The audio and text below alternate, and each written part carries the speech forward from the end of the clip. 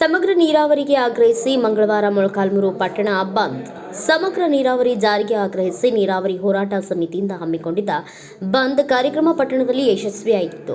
ಇಲ್ಲಿನ ಬಸ್ ನಿಲ್ದಾಣದ ಆವರಣದಲ್ಲಿ ಧರಣಿ ಸತ್ಯಾಗ್ರಹ ಸ್ಥಳದಿಂದ ಪ್ರತಿಭಟನಾ ಮೆರವಣಿಗೆ ಮೂಲಕ ಕೆಇಬಿ ವೃತ್ತಕ್ಕೆ ಆಗಮಿಸಿದ ಪ್ರತಿಭಟನಾಕಾರರು ಸರ್ಕಾರದ ವಿರುದ್ಧ ಘೋಷಣೆ ಕೂಗಿದರು. ಹೆದ್ದಾರಿಯಲ್ಲಿ ಕುಳಿತು ರಸ್ತೆ ತಡೆ ನಡೆಸಿದ್ದ 16ಕ್ಕೂ ಹೆಚ್ಚು ಪ್ರತಿಭಟನಾಕಾರರನ್ನ ಪೊಲೀಸರು ಬಂಧಿಸಿ ಬಿಡುಗಡೆಗೊಳಿಸಿದರು.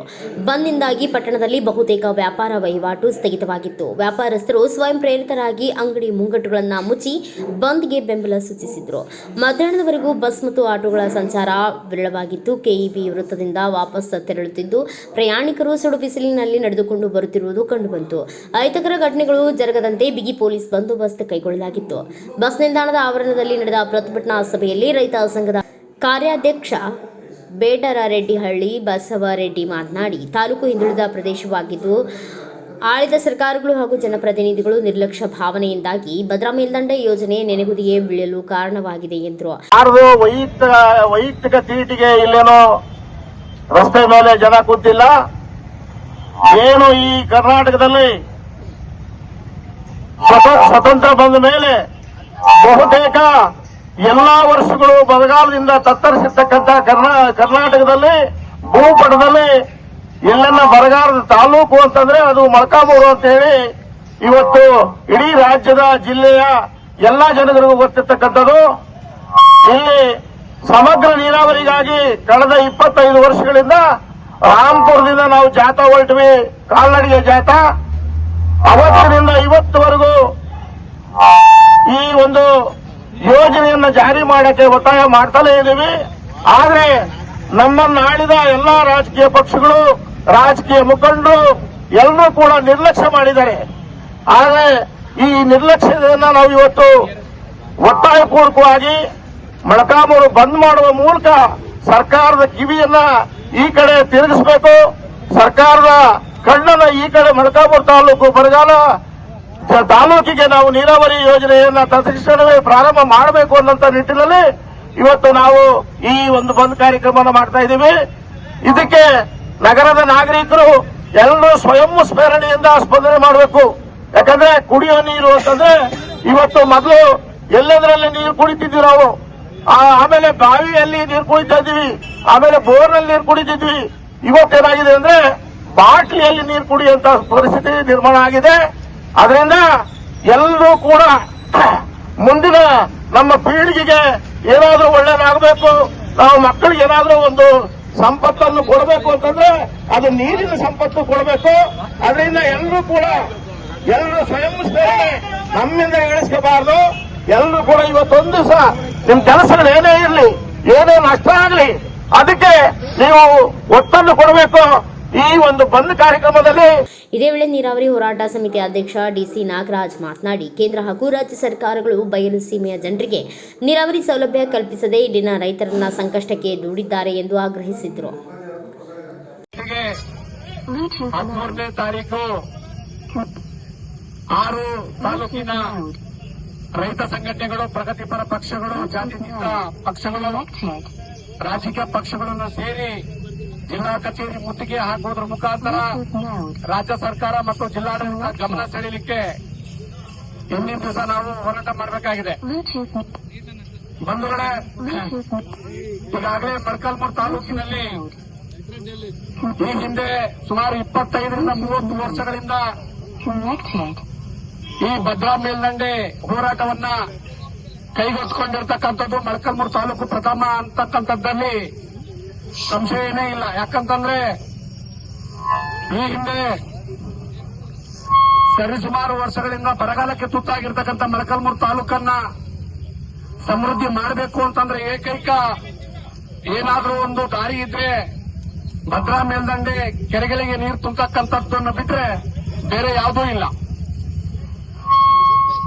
ಬಹಳಷ್ಟು ಬಹುಸಂಖ್ಯಾತರಾಗಿರ್ತಕ್ಕಂಥ ಪರಿಶಿಷ್ಟ ಪಂಗಡ ಮತ್ತು ಪರಿಶಿಷ್ಟ ಜಾತಿಯ ಜನಾಂಗ ಇರ್ತಕ್ಕಂಥ ನಮ್ಮ ಮೊಳಕಾಲ್ಮೂರು ತಾಲೂಕಿನಲ್ಲಿ ಬಡತನ ಅಂತಕ್ಕಂಥದ್ದನ್ನು ಕುಕ್ಕಿ ತಿಂತಾ ಇದೆ. ಈ ಬಡತನವನ್ನು ಹೋಗಲಾಡಿಸಬೇಕು ಅಂತಂದ್ರೆ ಜ್ವಲಂತ ಸಮಸ್ಯೆ ಆಗಿರ್ತಕ್ಕಂಥ ನೀರನ್ನು ತರುವುದರ ಮುಖಾಂತರ ಮಾತ್ರ ಸಾಧ್ಯ ಆಗ್ತದೆ. ಈ ಒಂದು ದೃಷ್ಟಿಕೋನದಲ್ಲಿ ನಾವು ಬಹಳಷ್ಟು ಹಿಂದೆಯಿಂದನೂ ಹೋರಾಟಗಳು ಮಾಡ್ತಾ ಇದ್ದೀವಿ.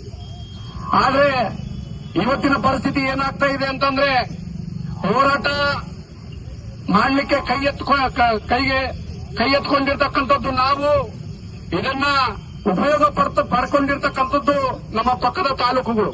ಮತ್ತೆ ತದನಂತರ ಬಿಡೋದು ಇದೆಲ್ಲ ಒಂದು ಸಹಜ ಪ್ರಕ್ರಿಯೆ. ನೀವ್ಯಾರು ಕೂಡ ಇದನ್ನು ಅನ್ಯತಾ ಭಾವಿಸಬಾರದು.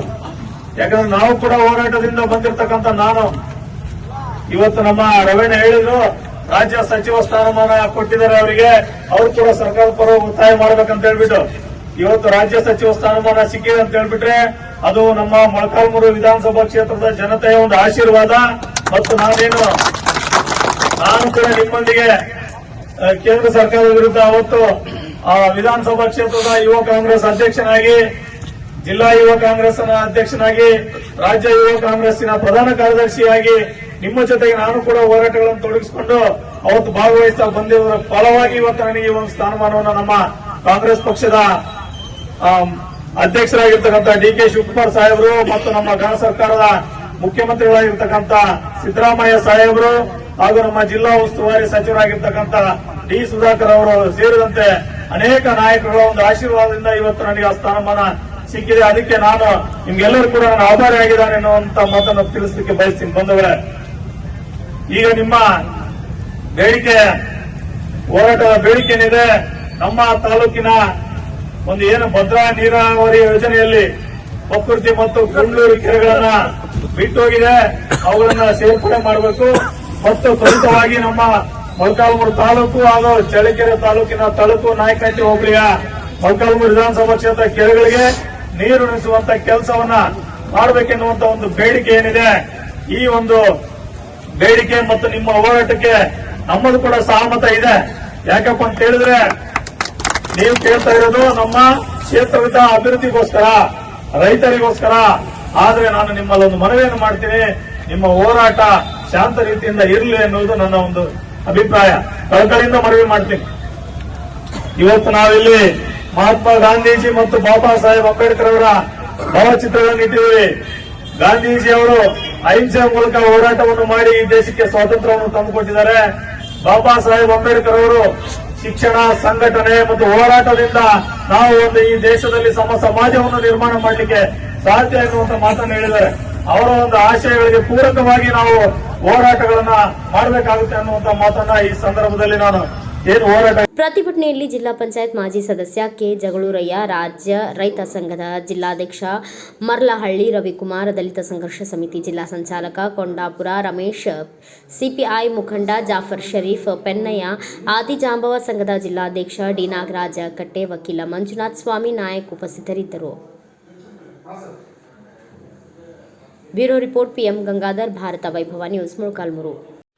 Thanks for watching. Read, discuss and debate with editor Dr. Yan Prashant Rao. Wanted reporters in print, digital and visual media for Bharat Vaibhav Daily Newspaper, BV News 5 Channel and BV Fast Web News from all the talukas of Karnataka, Goa and Maharashtra. If interested, send your resume to 9019229369.